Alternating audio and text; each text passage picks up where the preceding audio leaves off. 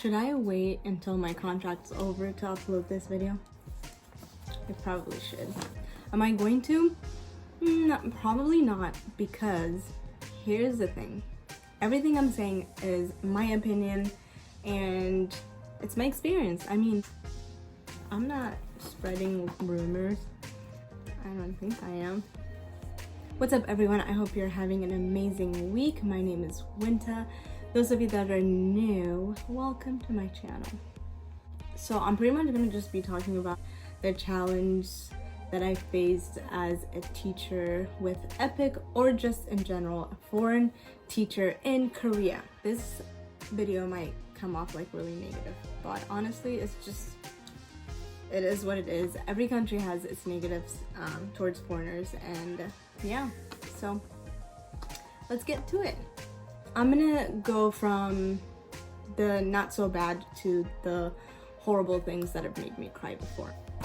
I'm also a baby and I cry about everything. Number 10 is when you first apply with EPIk, you pretty much just do your application, yada yada, and then you pretty much have no say in anything, where you're placed, what school you'll be teaching at, what grade, what age, and where you live. You have no say in any of that. So at first it could be nerve-wracking, but later on you kind of just like learn to build your life like around that, you know, and it just becomes normal. So it's not too bad, but those of you that like planning, I just want to let you know ahead of time, you don't get to choose any of it. And number 9 is not having your own classroom. I don't know, I guess being a teacher, one of the things is the freedom of just having your own classroom and just doing whatever the frick you want. I mean, obviously like teaching the kids, but like in however you want. So I actually don't know anyone that has their own classroom.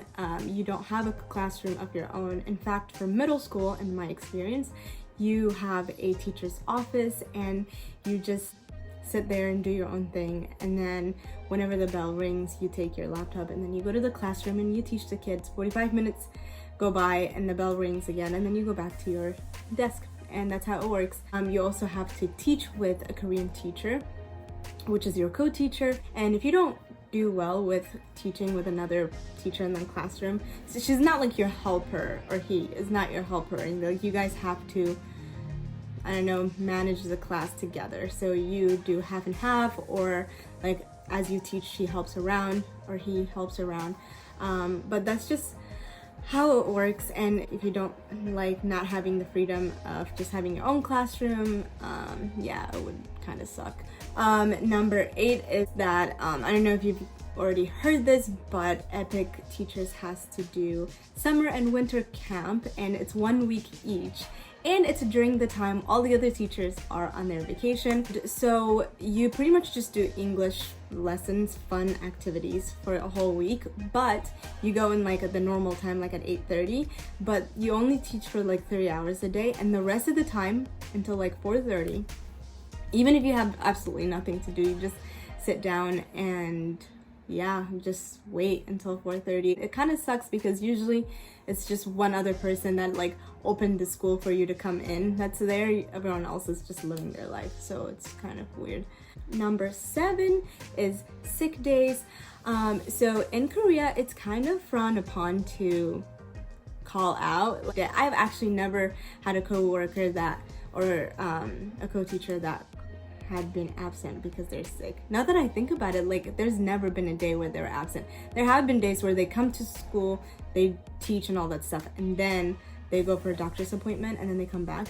But I've never had anyone absent. And also, if you do want to use your sick leaves, which we as EPIk teachers have 6 days of like personal leave, and then 11 days of like with doctor's paper leave.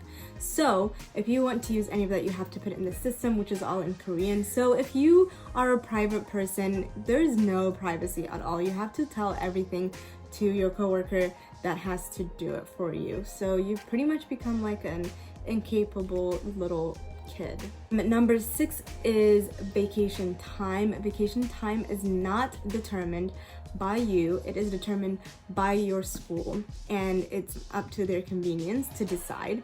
So it kind of sucks because it's not like back home where just like different, like at least counties have like similar vacation, and everyone knows, like, there are the standard vacations: winter vacation, summer vacation, like Thanksgiving vacation, you know, like those things. And for holidays, it's pretty consistent, but for summer and winter vacation, it's not consistent at all, and you don't really get to know until like close to the date, which really sucks if you're trying to plan a trip, which is what a lot of foreigners do. Is on their break, they just like go visit nearby countries.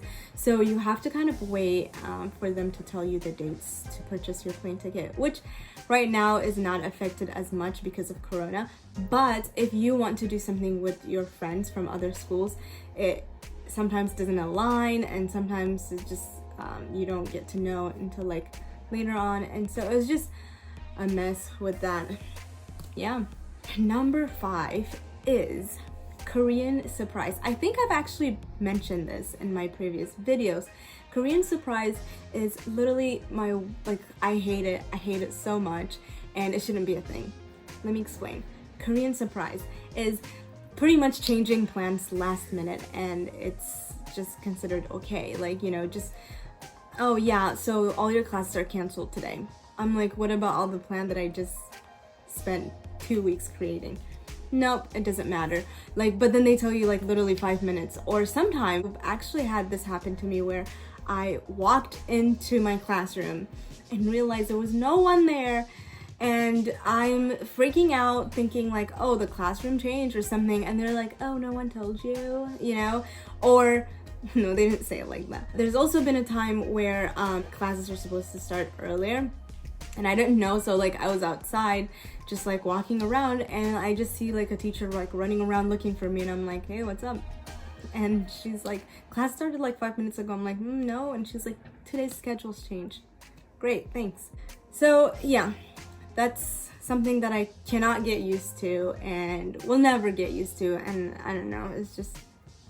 Okay, number 4 is you are pretty much last to know about anything and everything, including the things that are about you. So at least in my case, like, it's just really weird because even if, like, let's say admin is trying to tell me something, they go to my coworker that's in charge of me, or like the translator, to they pretty much tell her so she can tell me. But I don't know, but a lot of times it's just so common for them to like talk about it, like the entire school finds out about it before I am told about it, which is like really weird, and it happens so often. And I've asked other people, and that happens often too with them. And like if there's an announcement or anything, I'm the last to know. And part of it's because, yeah, like I don't speak Korean, but that was not a requirement for me to get hired. And if it is about me, I would like to know first, and then I get to decide who else gets to know.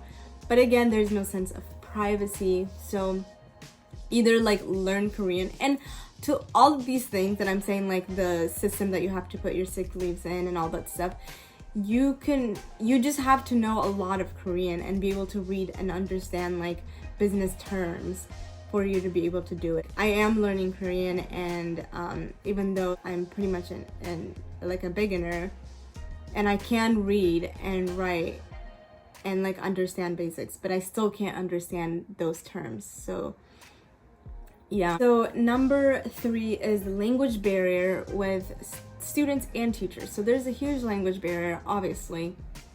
But with that comes miscommunication and misunderstanding and just a mess. And sometimes you just wish you could explain something to your Korean students with like helping them in their native language, but you can't. And it's nobody's fault, but it just is what it is, and it gets frustrating. And even like some of the students, when they want to like talk to you and stuff like that, but it's just so hard because even though the desire is there, you still can't really do much because of the language barrier. And with that, the non-English teachers also have that barrier. It's hard to like have a like social life at work, which really sucks because like I'm a very extroverted person, and even back in America at work I was very sociable, and it really sucks that I can't do that now. But yeah, so number 2 is cultural barrier. Cultural barrier is like, it kind of goes hand in hand with language barrier. It kind of is something that has a huge effect on me, because the cultural barrier of just them, like, I don't want to say them versus me, but pretty much I am the only foreigner out of like 60 employees, you know, Korean employees. So it is kind of hard for them not to understand me, like as far as like the way I dress, the way I look, the way my hair is, and like the way I do certain things. They automatically expect me to like just do it the way they do it. I can't, like, that's, yes, I do certain things like as far as like respecting their culture, but when it has nothing to do with respecting their culture and it's just me being me and living my life, you know, it really is so hard, because they would just say like, oh, don't do that, why are you doing that, why are you doing that, and it's just like really hard. At Sam's school, he says like they face none of that, and I like just can't understand why. But this takes me to my number 1, which is being the only foreigner. At Sam's school, there are 11 foreign teachers and 11 native teachers, I think it's 11. But because there are other foreigners, I guess the Koreans see, oh, well, this is a foreigner thing, like, oh, maybe this is just a Western thing, you know, that's why they do it, and then they accept that. As far as for me, I don't have any other person that, you know, I could be like, oh, see, like, we do this because we're from the Western countries, or because we're American, you know, like, and just like as far as bonding too, like, I just literally have like nobody that I could bond with or speak with, socialize with.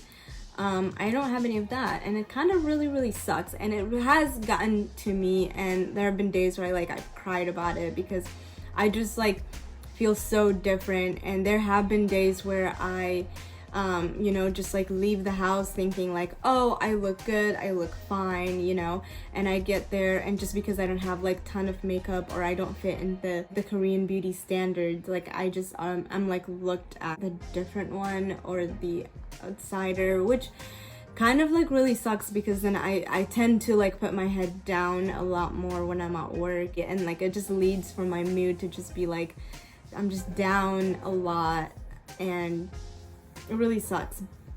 But I'm working on it, and just have been spending a lot more time with friends, you know, and talking about these, because we all experience the same things. And yeah, just like talking to Sam about it when I come home. But yeah, this is the challenging things about being a teacher in Korea, and specifically working for EPIk. So if you don't like any of these things that I have mentioned, and you're like, yeah, no, that's not for me, you can still like work in Korea and avoid these. So I would say that you should go to the hagwon or private school route, because like I just said, private schools or hagwons, they hire more foreigners, and I don't know, I just feel like they're more chill. So I hope that you liked this video, and I hope that this was helpful. And I'm sorry, like, I don't mean to be so negative, but again, it is what it is. And soon we're gonna be making a video on the differences between private and public school, so look out for that. And if you're interested in any of these things, go ahead and subscribe to our channel, and I hope that you have an amazing day. See you in the next video.